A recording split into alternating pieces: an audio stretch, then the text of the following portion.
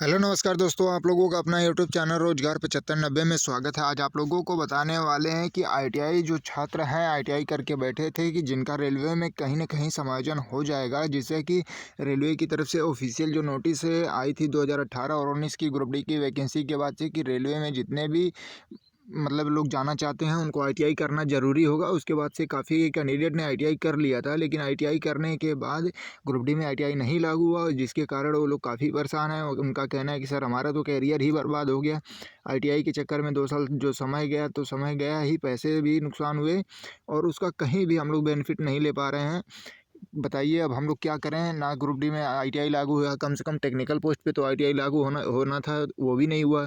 फिर उसके बाद जैसे कि हम लोगों की डिमांड थी कि सर जो एएलपी टेक्नीशियन की वैकेंसियाँ हैं या तो वैकेंसियों को उसमें से अलग कर दिया जाए। जैसे कि आपको पता होगा कि एएलपी टेक्नीशियन में आपको कम से कम आईटीआई होना चाहिए या पॉलिटेक्निक या बीटेक होना चाहिए। तो उनका कहना है कि सर पॉलिटेक्निक और बीटेक वाले ज़्यादा सीटें कवर कर लेते हैं, हम लोगों के लिए सीटें ही नहीं बच पाती हैं।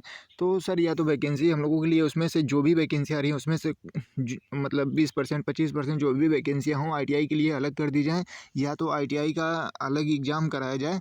इन सारी चीज़ों को डिमांड जो थी उन सारी चीज़ों को लेके वहाँ पे रेलवे के बड़े-बड़े अधिकारियों को, रेलवे भर्ती बोर्ड को नोटिस भी दिया गया था, लेकिन कोई इफ़ेक्ट नहीं पड़ा। और सोचिए कि जो आईटीआई कराने की मेन संस्थाएँ हैं, जैसे डीजीटी हो गया और जो आईटीआई कॉलेज हैं, इनको कोई फ़र्क ही नहीं पड़ता है कि जो कैंडिडेट आईटीआई करके जा रहा है, उनका करियर कहीं नहीं है, तो उनके सपोर्ट में भी नहीं आ रहे हैं। ना ही कोई कॉलेज, ना ही डीजीटी की तरफ से कोई इस पे टिप्पणी आ रही है, ना ही कोई सपोर्ट में आ रहा है। तो आईटीआई छात्रों का कहना है कि सर हम लोगों की संख्या तो लगभग 40 लाख से ज़्यादा ही हो चुकी है। अब बताइए हम लोगों का कहीं कुछ नहीं होने वाला है, आगे हम लोग क्या करें? तो जितने भी लोग आईटीआई कर चुके हैं उनको बता दें कि आप लोगों से रिक्वेस्ट है कि देखिए आप लोगों में यूनिटी नहीं होने के कारण ये सारा समस्याएं आ रही हैं। और आप लोग अपने अपने कॉलेज पे अगर सपोर्ट के लिए अगर गए होते कि सर आप लोग भी सपोर्ट करिए, जिससे कि आपके कॉलेज आगे चलें। क्योंकि देखिए अगर आईटीआई कहीं एलिजिबल नहीं होगा तो कोई कैंडिडेट आईटीआई करेगा नहीं, आईटीआई में एडमिशन भी नहीं मिलेंगे। तो इस तरीके से जो आईटीआई कॉलेज है उनको भी सपोर्ट करना चाहिए कि कम से कम रेलवे को किसी न किसी डिपार्टमेंट में इनको थोड़ी तो वरीयता देनी चाहिए। क्योंकि सरकार भी बार बार कहती है कि स्किल इंडिया, लेकिन जब जो डबल स्किल्ड हैं उनको कोई वरीयता नहीं मिल रही है। जो टेक्निकल पोस्ट है उस पर भी 10वीं वालों को एलिजिबल कर दिया जा रहा है, तो फिर ये आईटीआई पॉलिटेक्निक वाले जाएंगे कहाँ? क्योंकि आप बताइए कि 2 साल समय जो नुकसान करके और डिग्री लेता है कि चलिए हमारा कहीं समायोजन हो जाएगा, हमारे पास सारी टेक्निकल जानकारी है, लेकिन उसको कहीं कुछ नहीं मिलता है। तो उनका यही कहना है कि सर हम लोगों का तो पूरा करियर ही ख़त्म हो गया, आगे हम लोग क्या करें? कुछ समझ में नहीं आ रहा है। तो जितने भी आईटीआई कैंडिडेट हैं उनसे एक ही रिक्वेस्ट है कि देखिए आपके पास और कोई तो चारा नहीं है। आप लोग रेलवे से अप्रेंटिस करिए, वही आप लोग 20% कोटा का लाभ ले सकते हैं। क्योंकि उसमें भी बहुत ज़्यादा कंपटीशन हो गया है। 1,31,000 2024 की वैकेंसी में अप्रेंटिस कैंडिडेटों ने फॉर्म भरा था, उसमें भी कंपटीशन बढ़ ही गया है। लेकिन दूसरा कोई आपके पास ऑप्शन नहीं है। या तो आप कहीं प्राइवेट लिमिटेड कंपनी में जाते हैं तो उसमें आपको जो भी पेमेंट मिलेगी, मान लीजिए जो 10वीं वालों को 10-12 हज़ार मिलेगी तो आपको 14,000 मिल जाएगी। मतलब आप आईटीआई किए हैं तो 1-2 हज़ार आपको एक्स्ट्रा मिल जाती है, बस इसी का आपको बेनिफिट मिल पाएगा।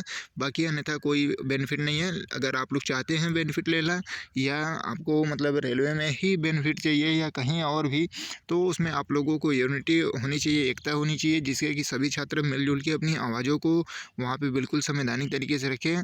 तो आप लोगों से यही रिक्वेस्ट है कि देखिए आप लोग बिल्कुल परेशान ना होइए। आपका एलपी का एग्ज़ाम आ गया है, एग्ज़ाम डेट आ गई, टेक्नीशियन का एग्ज़ाम डेट आ गई है, आप लोग एग्ज़ाम दीजिए और आप लोग अप्रेंटिस के फॉर्म भरते रहिए, रेलवे से अप्रेंटिस कर लीजिए। क्योंकि जैसे आप लोगों ने 2 साल आईटीआई करने में अपना समय बर्बाद किया है, उस तरीके से 1 साल और रेलवे से अप्रेंटिस कर लीजिए, थोड़ी बहुत जो भी वरीयता मिलती हो। क्योंकि अब की बार तो ऐसा लग रहा है कि अप्रेंटिस का कट ऑफ भी जैसे पिछली बार 30 नंबर पे हुआ था सिलेक्शन, क्योंकि संख्या भी अप्रेंटिस की कम थी और वैकेंसियाँ 1 लाख थी। अब तो 32,000 वैकेंसियाँ हैं और संख्या इतनी ज़्यादा बढ़ चुकी है कि इन सारी चीज़ों को देखते हुए ये भी लग रहा है कि कट ऑफ 60, 65 प्लस 70 प्लस जाएगा। तो इस तरीके से आप लोगों के लिए तो और कोई विकल्प नहीं है।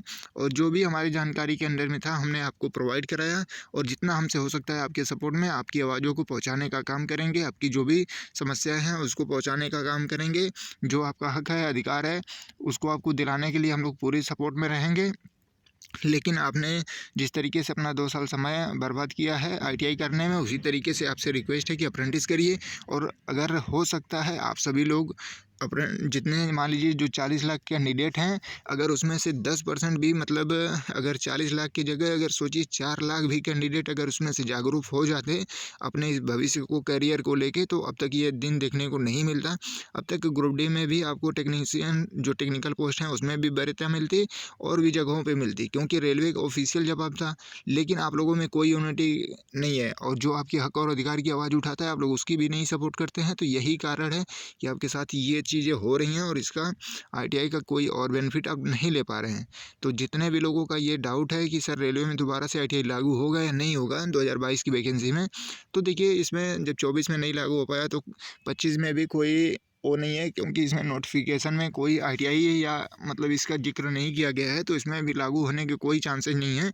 तो आपको ये क्लियर कर दें, जैसे काफ़ी लोगों का ये था कि सर 21 तारीख से फॉर्म भरा जाए तो हो सकता है आईटीआई लागू हो जाए टेक्निकल पोस्ट पे, तो बिल्कुल भी ग्रुप डी में टेक्निकल पोस्ट होने के जो आईटीआई के लिए है उसमें कोई भी चांसेस नहीं बनते दिख रहे हैं, क्योंकि रेलवे जो ऑफिशियल नोटिस निकालता है उसमें कोई बदलाव नहीं कर सकता बाद में।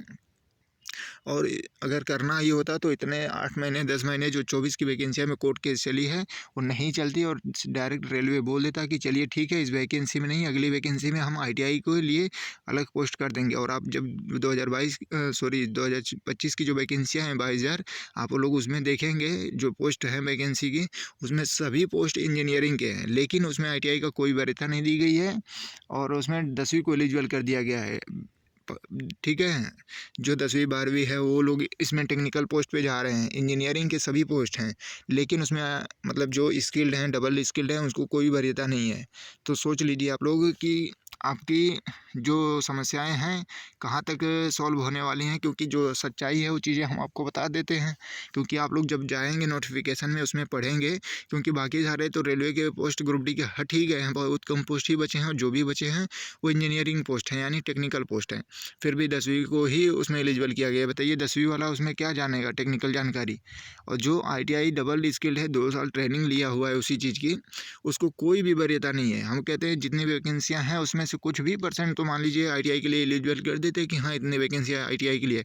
अब जो बीटेक करके आया है, सीजीएल की तैयारी कर रहा है, सीएचएसएल की तैयारी कर रहा है, वो भी लोग तो इसमें एलिजिबल हो जा रहे हैं। तो फिर आईटीआई वालों का कहीं कुछ नहीं होने वाला है। यही है कि आप लोगों में यूनिटी नहीं होने के कारण ये सारा चीज़ हो रहा है। और आप लोगों की जो भी मतलब डाउट थे तो हमने क्लियर कर दिया कि ग्रुप डी 2025 की वैकेंसी में आईटीआई लागू होने के कोई चांसेस नहीं है। आप लोग बिल्कुल अपने तैयारी को मजबूती से करिए और फुल कॉन्फिडेंस से करिए, क्योंकि आपका एलपी टेक्नीशियन का एग्ज़ाम डेट भी आ गया है, 16 फरवरी से आपका एग्ज़ाम भी होने वाला है। तो आप लोग ये उम्मीद छोड़ दीजिए कि आईटीआई के लिए अलग पोस्ट हो जाएगी तो हम लोगों का कट ऑफ कम जाएगा, ज़्यादा जाएगा। इन सारी चीज़ों को छोड़िए, आपको कंपटीशन परसेंट पे आप लोगों यही जोड़िए कि आप लोग जनरल में ही फाइट करेंगे, यानी ओपन कैंडिडेट की तरह ही फाइट करेंगे। और जितने लोग आईटीआई कर लिए हैं, अगर रेलवे से अप्रेंटिस करना चाहते हैं, अगर उनकी एज बची हो, एलिजिबल हों अप्रेंटिस के लिए, तो आप अप्रेंटिस कर लीजिए, जिससे आपको 20% का रिजर्वेशन जो मिलता है वो बेनिफिट ही मिल पाएगा। बाकी और कोई तो बेनिफिट नहीं नज़र आ रहा है। और देखिए जो भी जानकारी थी हमने आपको प्रोवाइड करा दिया, और काफ़ी कैंडिडेट डेली फ़ोन मैसेज कर रहे थे कि सर हम लोगों का क्या होगा, हम लोग तो इतने कैंडिडेट बेकार हो गए। तो अब उसमें क्या ही किया जा सकता है, अब आप लोग खुद इसके ज़िम्मेदार हैं। अब अगला अकेले कोई कुछ नहीं कर सकता, क्योंकि आपने उसके लिए देखा भी कि 8 से 10 महीने कोर्ट केस भी चला, लेकिन उसमें रेलवे की तरफ से मना कर दिया गया है। तो आप लोग अच्छे से तैयारी करिए, इन सारी चीज़ों को अब ज़्यादा दिमाग में ना रखिए, जो चीज़ें होनी थी हो गई। और जो आगे होना रहेगा इस मुद्दे पे, या डीजीटी या कॉलेज वाले अगर सपोर्ट करते हैं तो ये ज़रूर कुछ संभव होगा, आपके लिए बेनिफिट मिल सकता है। तो आप लोग डिस्क्रिप्शन में टेलीग्राम लिंक है, आप लोग वहाँ से जुड़िए, ताकि जो भी अपडेट आएगी तो हम आपको वहाँ प्रोवाइड कराएंगे। और हम लोग कोशिश कर रहे हैं सभी कॉलेज या डीईटी बोर्ड से सपोर्ट मांग के आप लोगों के न्याय दिलाने में ज़रूर सपोर्ट करें। धन्यवाद।